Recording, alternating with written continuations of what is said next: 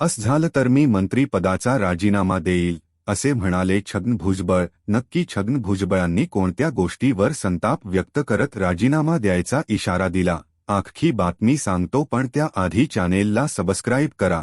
सरकारने मराठा आरक्षणाचा अध्यादेश काढल्यावर मराठ्यांना कुणबी मराठा म्हणून प्रमाणपत्रे मिळणे चालू झाले।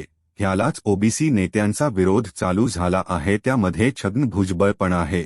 छगन भुजबळांना माध्यमांनी प्रश्न विचारला की सरकारने तुम्हाला विचारून हा निर्णय घेतला नव्हता का?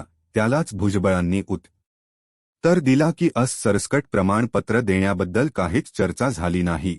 ते असेही म्हणाले की जर माझ्या बोलण्याचा सरकारला त्रास होत असेल तर जर मुख्यमंत्र्यांनी आणि पक्षाने राजीनामा मागितला तर मी तो पण देईल, पण ओबीसी समाजासाठी लढणं चालूच ठेवेल। तुम्हाला काय वाटतं? भुजबळांची भूमिका योग्य आहे की चुकीची? आपले विचार खाली कॉमेंट करा आणि चॅनेल सबस्क्राईब करा।